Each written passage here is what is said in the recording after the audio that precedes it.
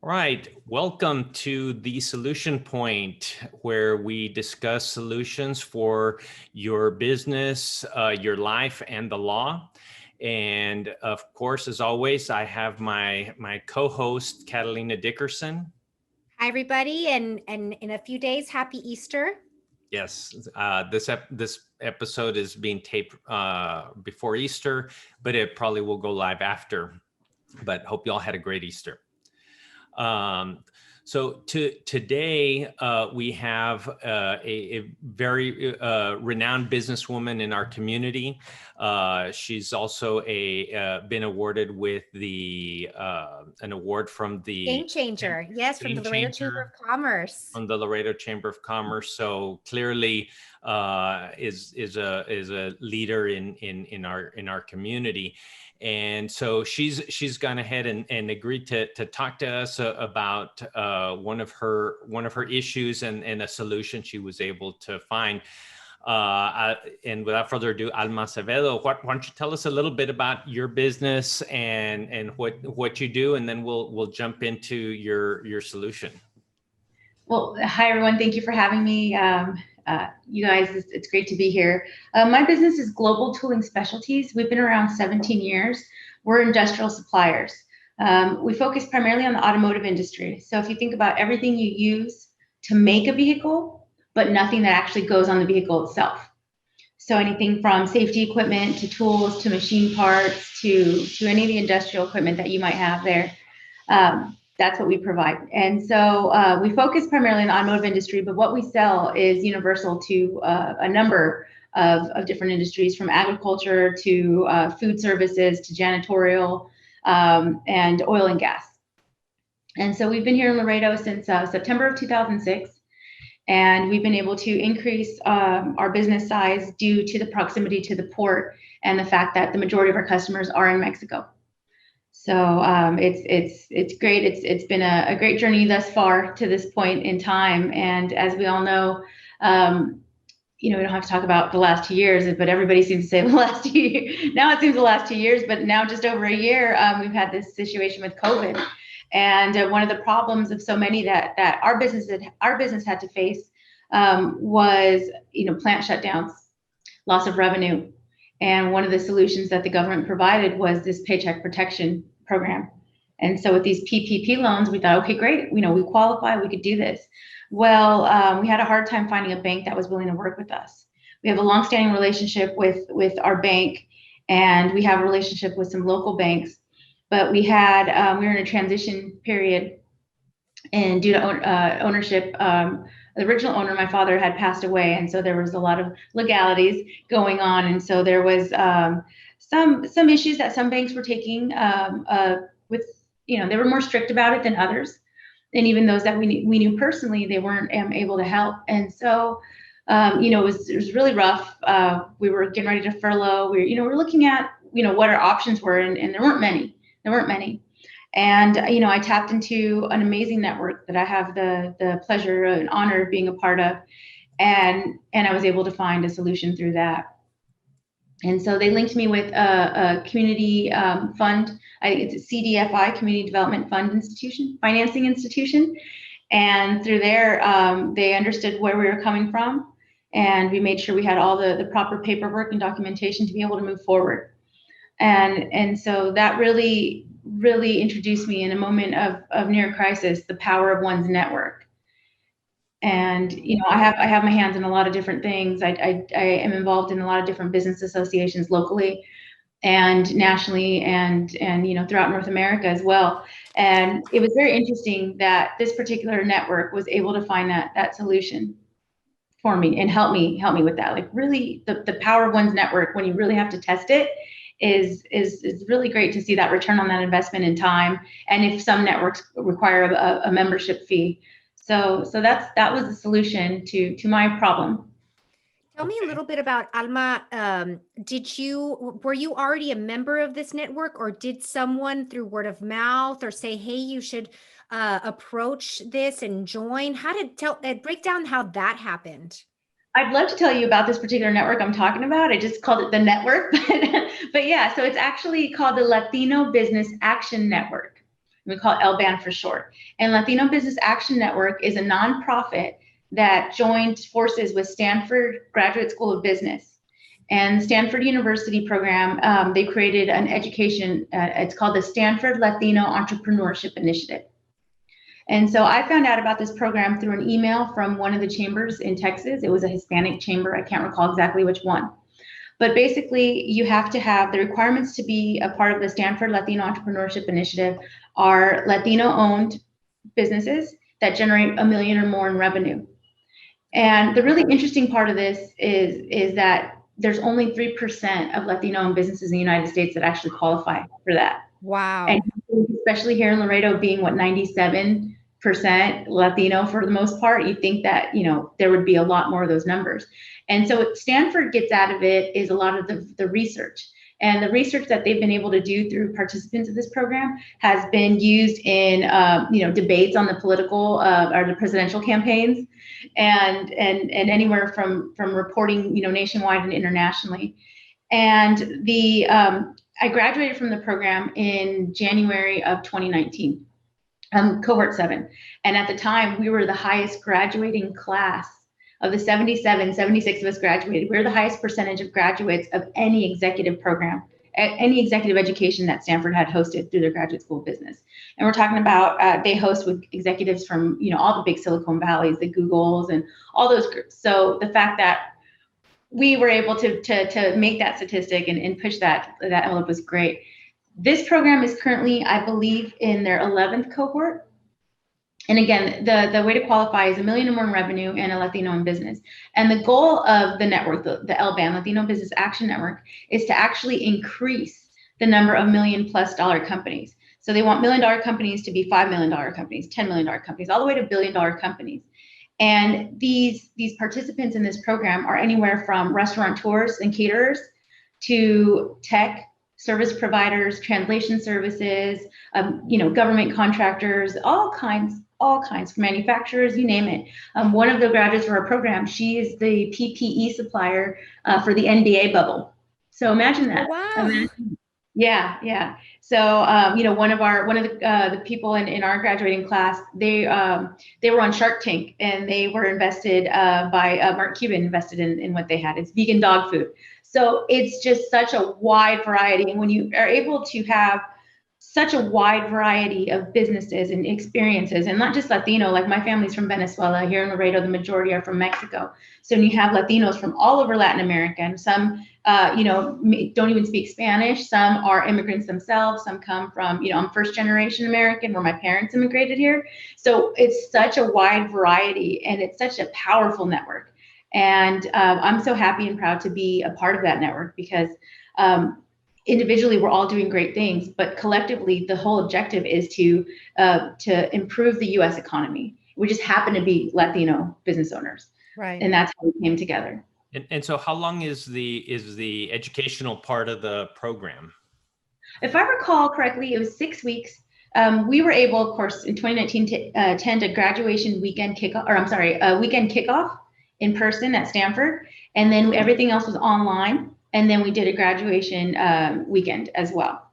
Okay. Wow. Yeah. I think Mike's getting ideas. Gotta get to that $1 million. Yeah. That's our goal.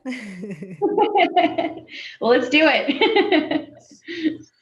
Okay, so tell us how that you brought up COVID, how did it impact your business? Because I know at the beginning of it, and it's right at a year now, a little over a year. It's like everything just froze. It was like the deer in the headlights. Nobody knew what to do. And the government just was like, well, we don't know what to do. We don't know how contagious. We don't know what this thing is. And so they just kind of shut the whole place down. And so how did that affect your business? Well, we were an essential business from the beginning. Mm-hmm. So at the most restricted times, we were still an essential business. So we never had to shut our doors. Mm-hmm. We offered everybody on our team the opportunity to work remotely. Everybody still wanted to come in. So other than, making sure we had the proper, disinfecting and sanitation, supplies. We were good. At first, the plants weren't shutting down, but they were in a mad scramble to get the same things, the PPE. And so everything, you're fighting the rest of the nation to get the same equipment, and quote that out. And I started using time and resources trying to find these equipment I wasn't able to get.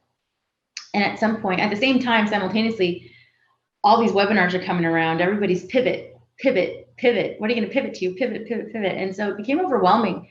But in the end, we didn't end up changing much, if anything. So there was a brief period where there were some shutdowns. We picked back up. Our customers, other than maybe distancing themselves in the plant floor and proper safety initiatives, they really didn't stop buying the same things. They didn't stop buying the same way. So I'm really grateful that I took a step back and said, you know what? I need to just look at this from maybe a bird's eye view and see if pivoting, what would I even pivot to if that's what I really need to do to keep the doors open. And luckily I didn't have to. Yes, I still need to grow. Yes, I still need to keep up with technology and all those things that any business needs to do to stay relevant and successful. But I thankfully did not have to reinvent any wheels to be where I'm at today. Right. I'm always the curiosity killed the cat, right? And I'm cat. But out of curiosity, and even if they weren't fully fleshed out, but what were some of your pivot ideas? I'd be fascinated to hear, even if or the most off the wall one that you were like, no way, never mind. Well, this was kind of opportunity. I've been doing this for 16 years, and I'm like, I've always wanted to do corporate gift baskets, and I could do them from home. And I'm like, just out with the whole business. I'm just gonna make little pretty things and put a bow on them. And yes, you have my heart at basket. Yeah, that sounds cool. Yeah. Cool. Yeah, and it was just random things. A lot of the work from home. If you're ever, you look at some of these websites like Etsy, and these people are just, they're blowing up with just the simplest little refurbishing of something. And, I'm like, who wouldn't want to just go antiquing and polish things up and sell them online? But no, I stuck to my guns. I stuck to what I know. I really did. But pivoting was not even pivoting. It was just like, get out of this pond and go dive headfirst into the ocean. It's really what it was. Yeah. Yeah, and I think it's probably similar to ours. In Texas, attorneys were also considered an essential business. So we did take steps to get everybody out of the office for quite a bit of time. Fortunately, we had transitioned to cloud-based services. So we were able to send everybody home, work on work remotely. So that allowed us to do that. This program, Zoom, I had been using it with another consulting group that I'm a member of, and so I was familiar with the way the program worked. So it didn't change who our customer was, what we were going to do for them. It was just the interface with the client, changed because people weren't willing to come in person. And so, now you've got a video conference. And I think the plus is, now we're able to have the same type of communication that we might not have had otherwise, because they're in another county. They're across the state. And I've picked up clients from all over the state. I've had clients all over the state, but it's just been a lot more feasible to increase our client base. I don't know if you've had a similar effect with the added technology of being able to have better or broader communications. Not so much with clients. Well, actually, yes, we've been able to give some presentations, being that some of our clients are tri-national with plants in US, Canada, and Mexico. We've been able to present some of our product offering via, we've used Microsoft Teams because that was the vendor was using. But so we haven't necessarily expanded our clientele base, but I've been able to have more contact with different engineers and decision makers within our existing clientele. But on the other side of that, I mean, and Laredo's not a big city. So, but on the other side, I mean, I love that I don't have to scramble to go to the next meeting, just that little 15-minute window where you could just, okay, you know what, if I log in 5 till, 3 till, I'm good to go, versus, going in person meetings and some of the things, just because I do make it a point to keep up with what's going on with the port and international trade. I do serve on a number of committees, on the legislative committee with the Laredo Motor Carriage Association. There's a lot going on there. I'm also a member of the District Export Council under U.S. Commercial Services for our, it's called the Camino Real District. So they happen to use Microsoft Teams. So I'm still able to keep informed, but I'm not going to lie, I did get some of that webinar burnout. Yeah. I don't know how people still keep going with them, but I'm like, okay, this is too easy to sit here and be on a webinar and learn more. But yeah, the technology's been interesting. We're actually also transitioning to cloud-based software services, which is great for our growth and the future plans. Unfortunately, we didn't have that ready in time for for the last year. We're still working on that transition. I wanted to come back again to the power of the network that you had mentioned. And there might be some folks that, they hear that, oh, great, the power of the network.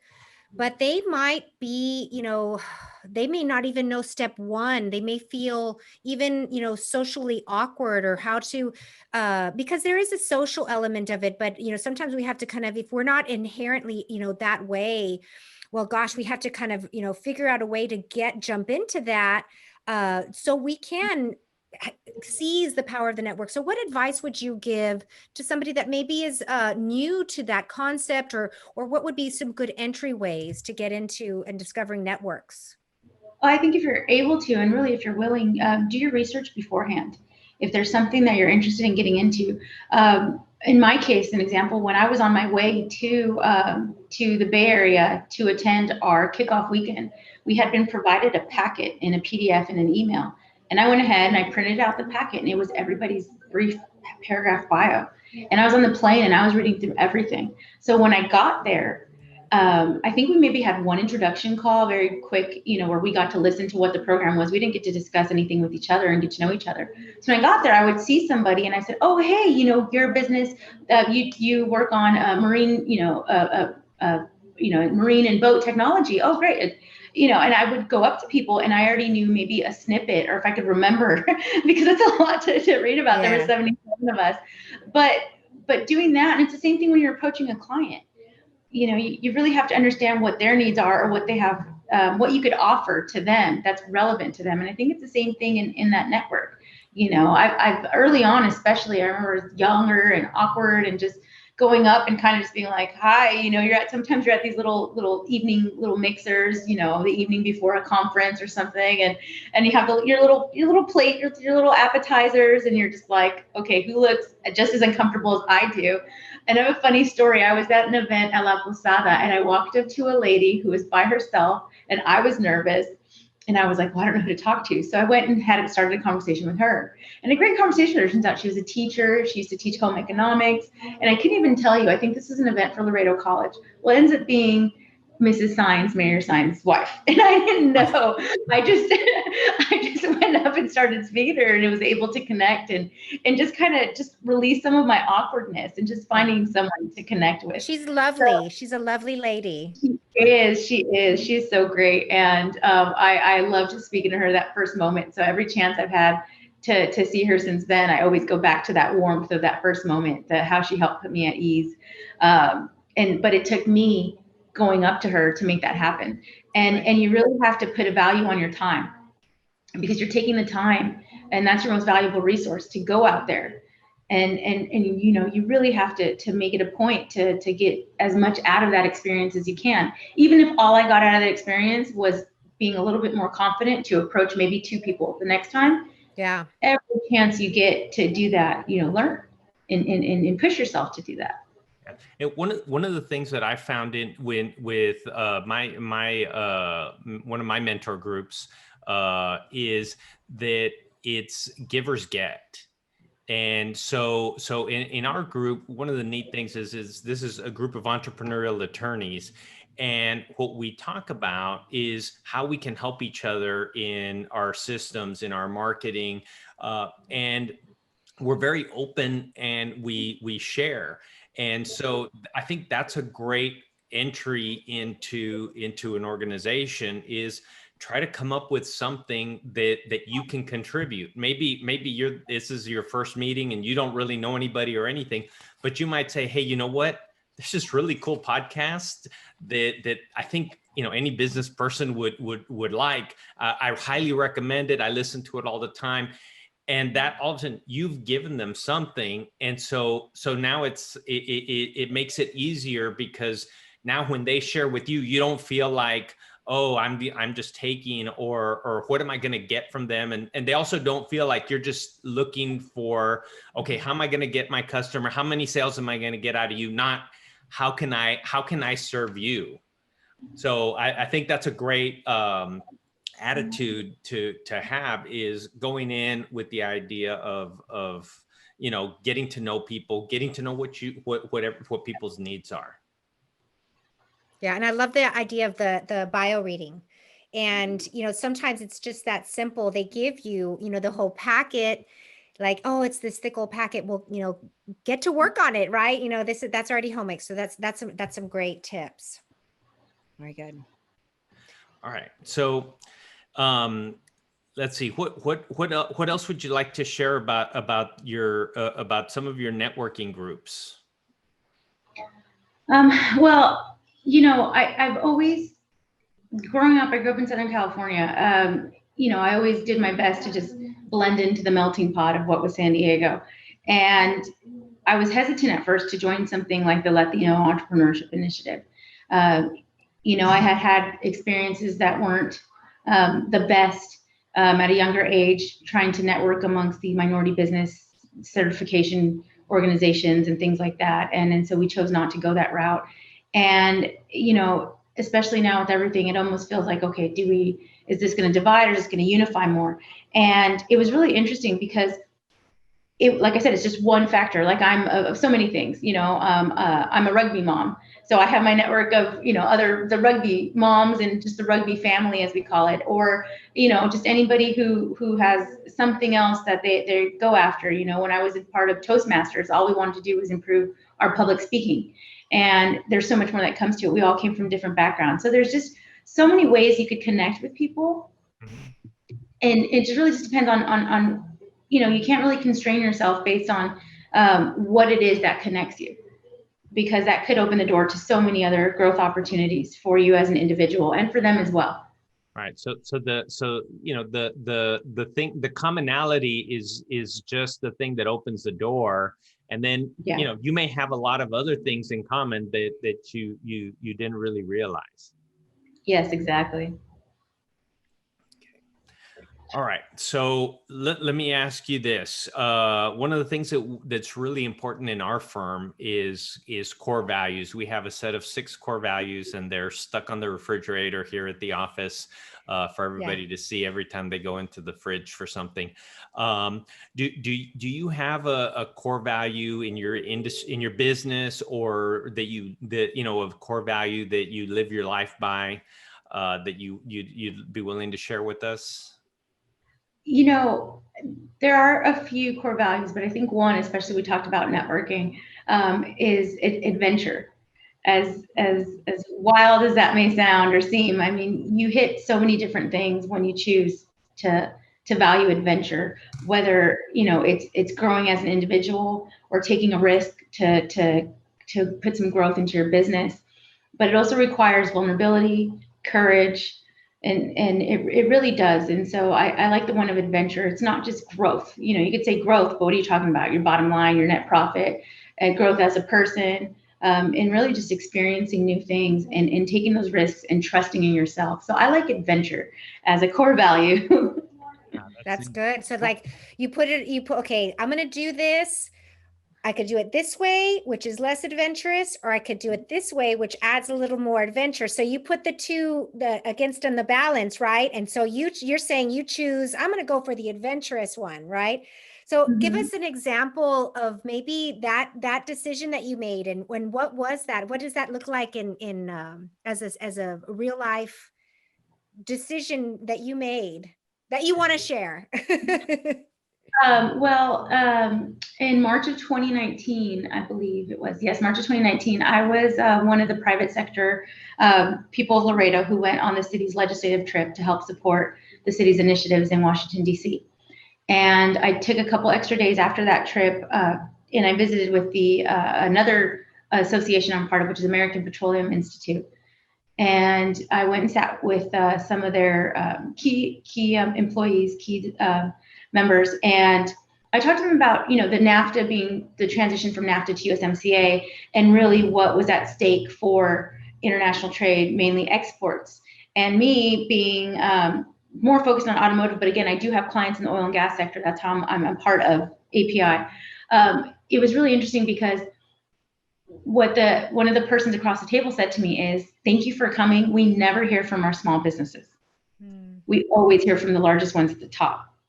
So they invited me. They were having their 100-year anniversary gala the following week, or 2 weeks from now, which of course you can't get a flight to DC from one week to another at a very reasonable rate. Right. So they were like, "Are you going to come?" And I'm like, I had known about this event, but I didn't feel comfortable. Like, what would I be doing there? Again, you're thinking oil and gas industry, you're thinking some heavy hitters. And so I went. I had introduced myself when I first put myself out there. Again, that vulnerability, the little adventurous side. So I peeked a little bit more into adventure, and I went to the gala. And from there, I was invited to be at a private breakfast with the Canadian and Mexican ambassadors to the United States. And from there, I was able to attend the final part of the executive board meeting, and I had a chance to see then Vice President Pence address the room. So I was in a room of maybe 80 or so people with the Vice President of the United States speaking, and that, talk about quite an adventure. I mean, who would have thought with ever, even in a crowd of like 10,000 would I have ever imagined I would see a vice president speak into a crowd and be a part of that crowd, but to be part of such an intimate small group and have such a specific topic that was relevant to my business and the state of Texas as well was I don't know. I don't have a word for that experience other than like neat. Yeah. It was a neat experience. Was there any particular fruit from that adventure that developed? I think just trusting in myself a lot more, and realizing, and I get this from some of my friends that work in various industries. Like, I always downplay what my business does. I always downplay the impact my business has. And speaking of impact, I got the LC Impact Award as well. You mentioned the Game Changer, but I do have the Impact Award as well from Laredo College. And just realizing that, it's part of leadership, lead by example, but put yourself out there. Push your comfort zone, be vulnerable, be courageous, and you just don't know what good you'll get out of it. That's awesome. Yeah. Thank you, Alma, for sharing. That's fantastic. Yeah, and the thing, I think another takeaway that I see is, when you're in a room with 80 people that are there, and you have Mike Pence is giving the keynote, those people are not like the frontline factory workers. These are the big wig decision makers, and you had the courage to say, hey, you know what? I belong here. I can be here. And that, that confidence it sets you apart, and it carries forward into everything else you do, because, you don't think of yourself just like, well, I have a little business in Laredo. It's, look at where I'm at. I was invited to here. I wasn't looking for it. It found me. That means this is where I belong. So, taking that risk on going on this adventure, it puts you in a place to maybe, if you reflect on it, where you stand in the rankings of your industry is, hey, I'm in the top 80 people of this place that got invited to this particular event, so, and then the breakfast after. Those people that show up to those things are not, it's not entry level people. It's people who can make decisions and whose opinions matter. And so that's something to really be proud of, not just having been invited to it, but that you took the initiative and actually did it. Because that's the hard part. It's easy to say, well, I don't know, and I don't like drinking with my pinky up, and so it's having the courage to say, you know what, I do belong here, and taking that step forward. Yeah, you're absolutely right. And to think when I first started with the business, and I would have to go and go to some of these events and try to find business and all these other things, and it was just so awkward, and I didn't know how to be because I refused to be myself. And fast forward, time, experience, little bit of wisdom, and that being myself was able to get me and open some of these doors, and just the rest of the adventure that awaits for me until I retire, right? Yeah. So adventure. Yeah. Entrepreneurship is an adventure, and it's a roller coaster that goes up and it goes down. But we stick to it because it's very, very rewarding. It's very rewarding. I love the way your core value is adventure. I think maybe we'll add something like that to our list. That's a great insight for after hours core values. Very good. Well, thank you so much, Alma, for your time. How can people get a hold of you? We'd like to put some information in our description, and so if they can reach out to you to find out more about what you do. I like to use LinkedIn. Okay. LinkedIn. I have it under. I believe it's the URL ends in Alma C Acevedo, my little initial C, and that'd be best for me. Great. I'm getting better at checking it. I am, but I do use LinkedIn. Sounds good. Well, great to have you. All right. Yes, thank you. Thank you very much for your time. And there'll be links to, we'll try to get the link for your LinkedIn on at the bottom of the description, depending on what platform you're looking at. If you're on YouTube, hit the subscribe button, hit the like button. That way we can get this podcast and YouTube channel out to more people. If you're listening on Spotify or Anchor or any of the other podcatchers, hit the like and subscribe button, and that way you won't miss any episodes. Thank you again, and we'll see you guys next time. Bye. Bye. Thanks.